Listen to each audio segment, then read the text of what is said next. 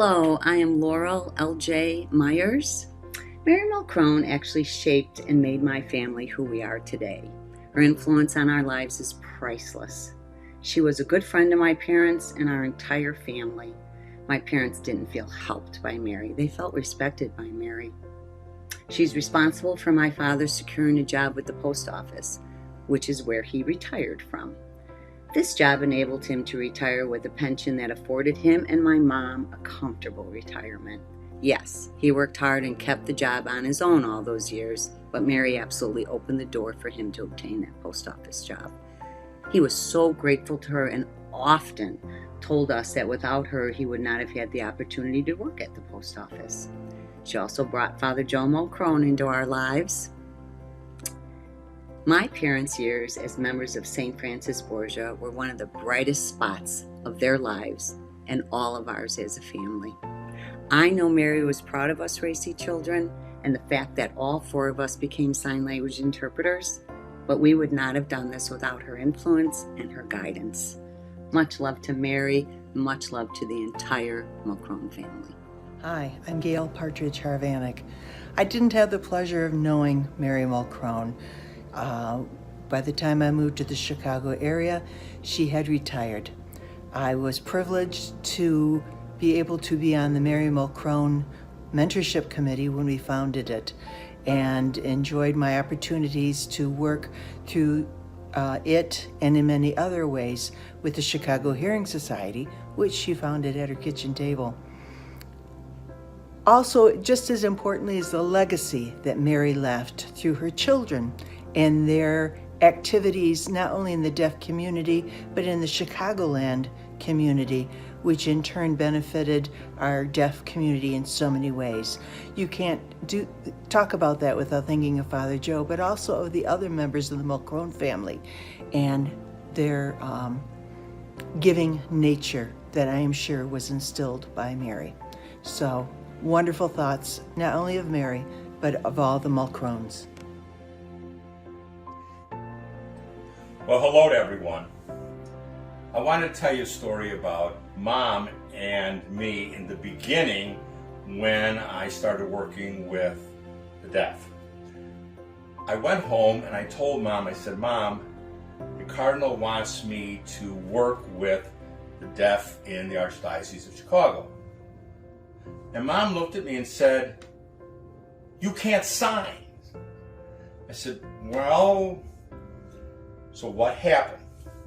So every Thursday, which was my day off, I would go home, I would have dinner with Dad and Mom, and after dinner, Mom and I would go and sit in the living room. So first of all, I had to tell Mom what I ate for dinner. I had meat, I had potatoes, I had vegetables, whatever.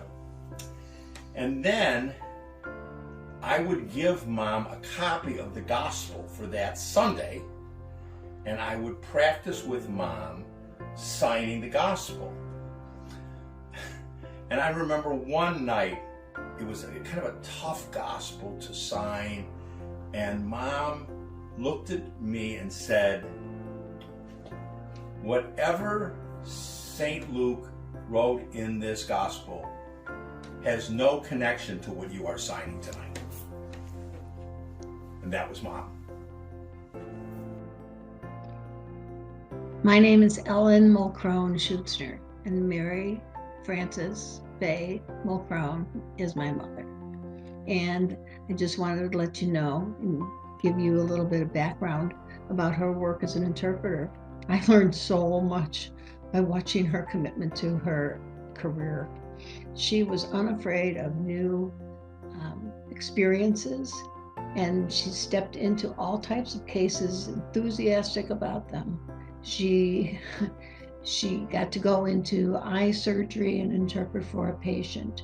She was invited to universities who were studying sign language and the various aspects of sign language. And she went to numerous police stations as they called her to interpret their interrogations. or sometimes the police would come to our house with the arrestee. And one of her most fascinating cases was a case called The People versus Donald Lang. And it was the story of a deaf man who was accused of murder, but he had no language skills.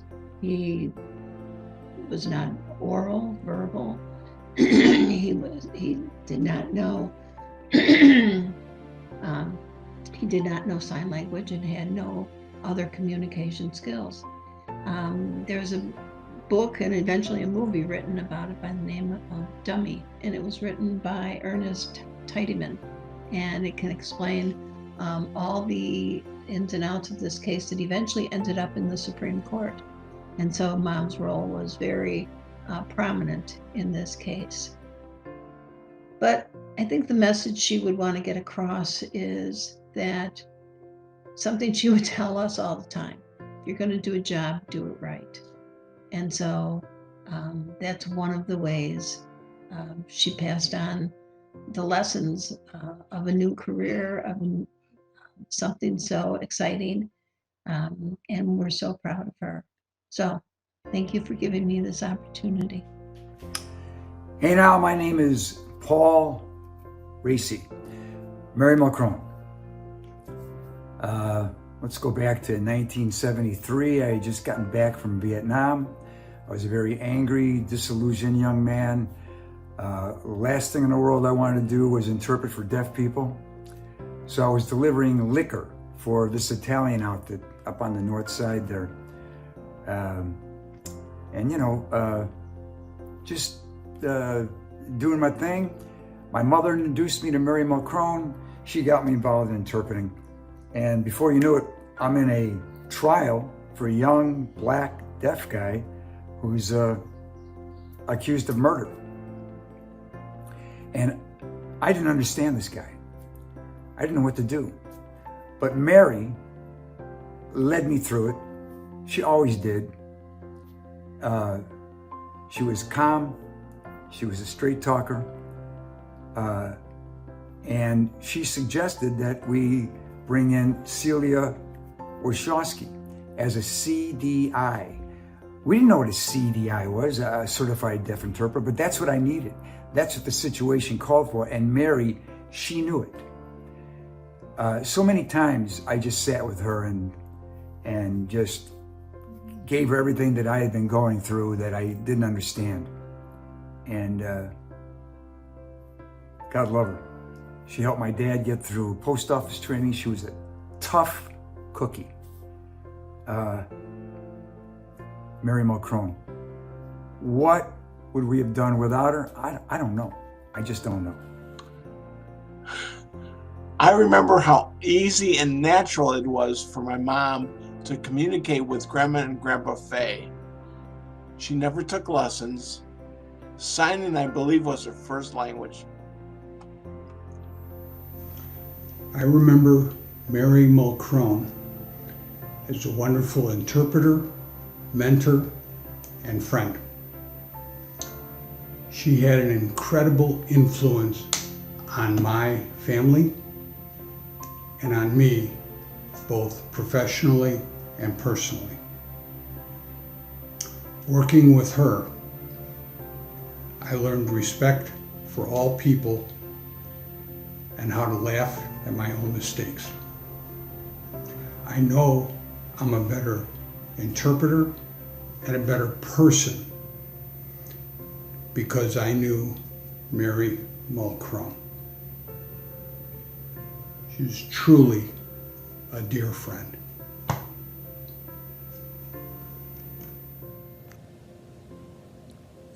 Hi, my name is Mary Nellis, and I am Mary Mulcrone's oldest daughter. And I wanted to take this opportunity to talk a little bit about my mom. As a daughter of deaf parents, she really had a lot of responsibility because American Sign Language was her first language.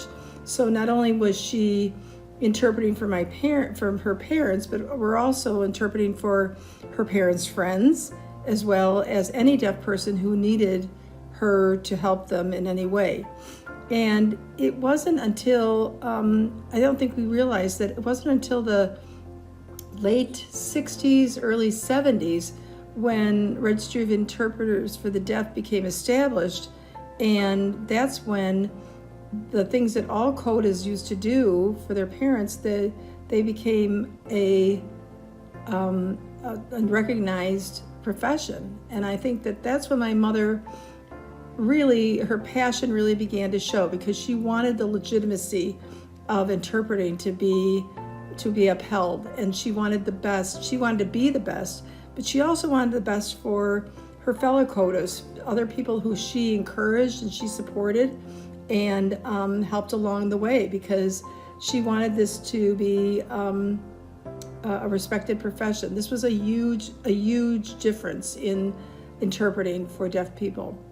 She just had a passion that she wanted to pass on to people. Even when she was a teacher of American Sign Language for the Chicago Hearing Society, she was very strict, very demanding, because this was business to her. This was a serious business for her. And at one time I remember that she was, there was the traveling company for the Broadway production Cats came to Chicago, and they wanted to take one of her classes, but she was like, no, this isn't just like fooling around.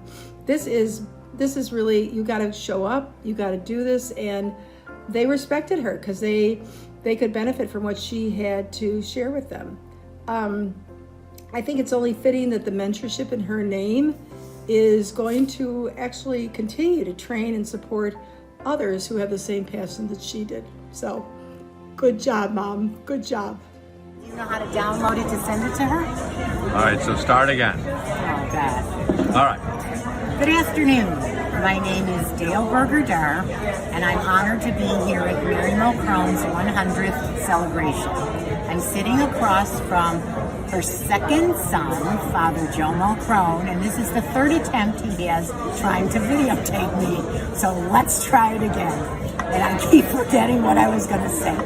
But I do have a fear. I met Mary, I guess, at Chicago Hearing Society when we were all very young and all in the beginning. And although I'm not a great signer, I knew the people at CHS, I knew the audiologist, I knew the social worker, and that's where I met Mary. And I was giving a speech at the time, so I needed an interpreter, and I guess Mary interpreted for me. But through the years, we worked on committees, we worked in lots of different places, and we became personal friends also. Mary was at my wedding, and Mary was at my son's bar mitzvah, and I was at her 40th wedding anniversary, her 50th wedding anniversary party, and I became sort of a Jewish Mulcrone. So I decided, we had talked a lot, Joe and I had talked a lot about Donald Blaine when all this was happening, and so I decided to, in my own way, I was going to have a Donald Blaine party. I had a nice new apartment that I had just moved into. I invited everybody that would be in the movie.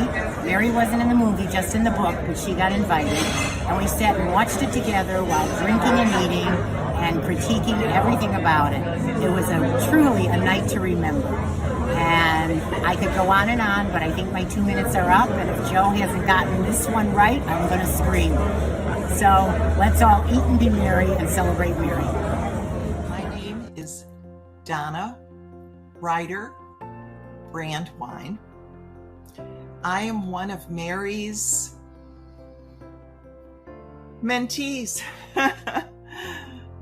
I met Mary back in 1980 when I first was learning to sign and became an interpreter, wet behind my ears, green.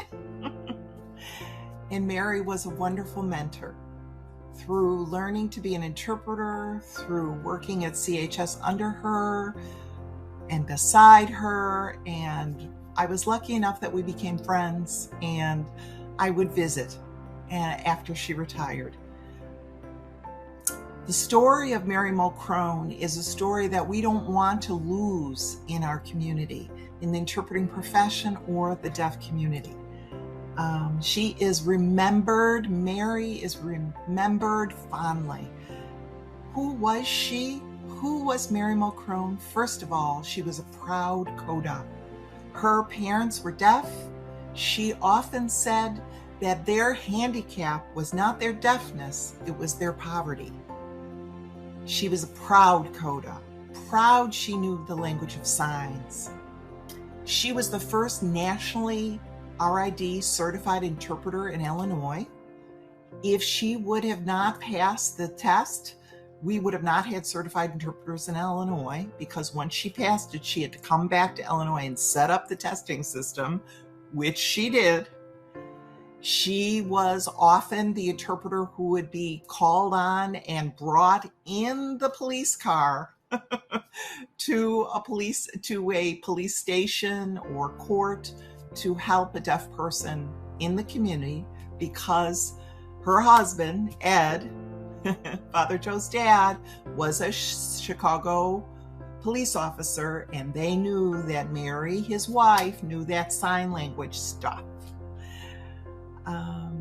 From her experience there, she started referring people at her kitchen counter with that phone on the wire, saying, well, you can get an interpreter for this, when the laws were passed that required interpreters to be used for things. In the beginning of the profession, that job really was handled by Shirley in Father Joe, her son's office, but it was started in Mary's kitchen and transferred to Father Joe's office.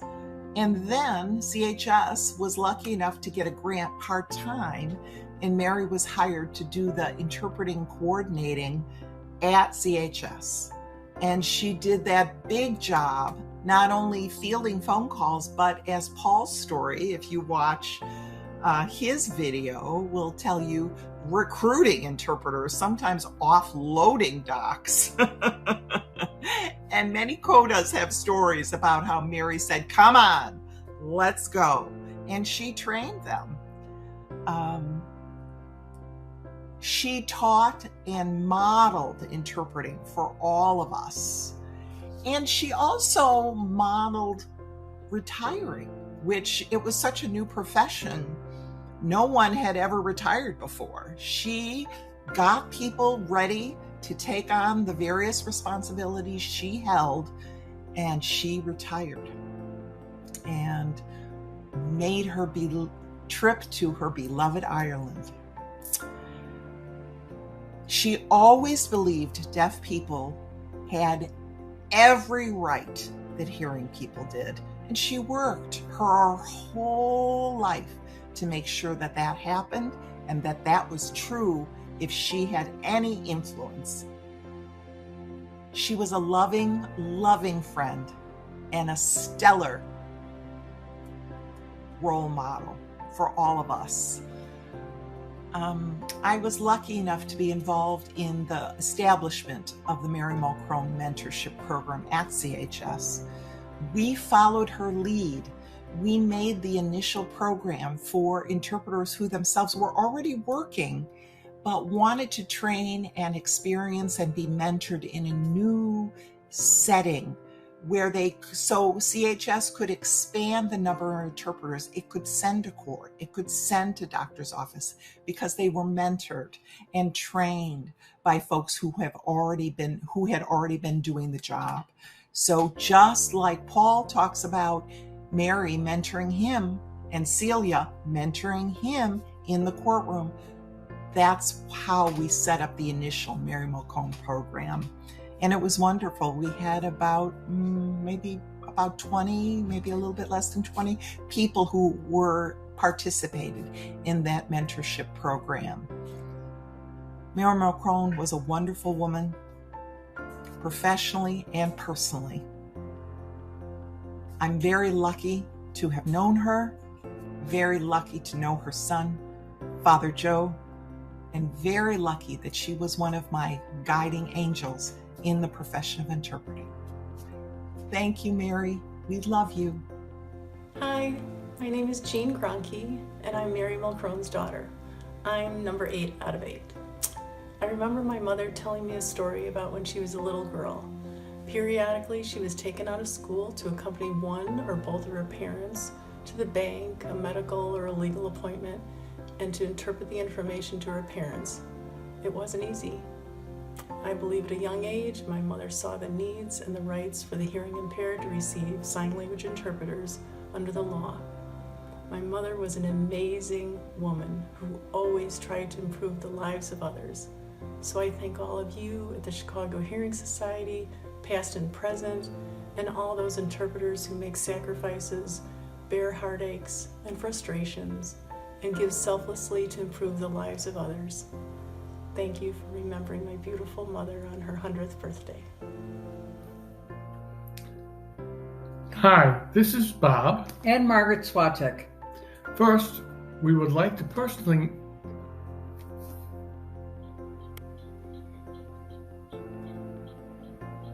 of all the things that my mother did and accomplished, and they were many, one stands out for me in particular. It was, and I know others have mentioned this, the case of Donald Lang, who was a young deaf man accused of the murder of 2 women. Donald was functionally illiterate and had absolutely no vocational skills. We're going to start over.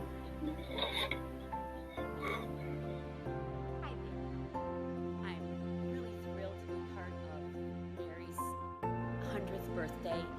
She was an incredible mentor. I was a mentee. She was my mentor. Learned so much from her. I was the recipient of her spiral notebook that was in her infamous kitchen. I hope somebody has kept that notebook somewhere because that is part of interpreter history. She taught me how to coordinate interpreting services. She gave me her Rolodex of interpreters and just made it very easy for me to find the appropriate interpreters for assignments. We both were advocates and we fought constantly with various hospitals and police departments and government agencies because at that time we only had Section 504 of the 1973 Rehab Act to support us and our findings to get interpreters. So she worked that well, and we won a lot of those cases, and deaf people got great services because of it. She would always say, what if anything, trying to get me to think out of the box. And I know she said this to many people that were around her. And she really encouraged us to just not go the same route and think differently and be out of the box. And for that, I'll always be thankful to her for. And one other thing that I'll always be thankful to her for is every day Mary Mulcrone would eat tuna fish and an apple. And now that I'm older than she was at the time, I love it. And I think of Mary every time I eat it. So thanks, Mary. Happiest of birthdays. I love you, love you, love you. Bye. Hi, I'm Leandra Williams, and Mary Mulcrone was my first formal ASL teacher. Back in the day, CHS had a program whereby if you had deaf family members or you were willing to serve as a volunteer within their programs, that you could take sign language classes for free. So I checked all of the boxes and became a student in her classes. And during that time, I was a young college student, full-time college student. I also worked full-time to put myself through college. And so by the time I got to those evening classes, I was fried. I was in class like this. And I know there were a couple of times when after I finished that first nod and I looked up, my eyes met Mary's. And, one day after class, I felt really, really badly. And I said to her, you know, I don't mean to be disrespectful. I do want to take advantage of all the information that you're providing. I don't want to be an interpreter. So I just want to apologize and say I'm sorry. I'm a full-time student. I'm working full-time, and I'm just tired. And she was very gracious, very patient, very understanding. But at the same time said, well, maybe you want to do this some other time, because you're not going to be able to learn much with one eye open. And I knew she was right, but that encouraged me to find some toothpicks or something to keep those eyes open. And I did, and I took several of Mary's classes. But what I always remember is how gracious she was, how forthcoming she was, but how nice she was about it. And when I was asked to serve on the Mary Mulcrone Mentorship Program Committee, I wanted to bring that same type of sentiment to the program and to make sure that we keep that sentiment in the field. Nowadays, our country has become so hateful, so mean. And I think that Mary would not want us to follow in those footsteps. So it's incumbent upon us to carry on her legacy of love and the example of what it means to be professional in this field. And I think the Mary Mulcrone mentorship program did just exactly that. And I think the Mulcrone family can be very proud of the impact that she's had on our community and continues to have, because those of us who were surrounded by her, impacted by her, will continue to carry on her legacy. And I am just so happy that that she impacted my life, and I had the advantage of that influence on my career. And I did become an interpreter, by the way.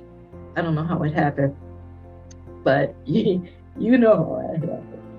So we have Mary Mulcrone to thank for so much in our community. And we just can't let the next generation leave without knowing about her and what she did.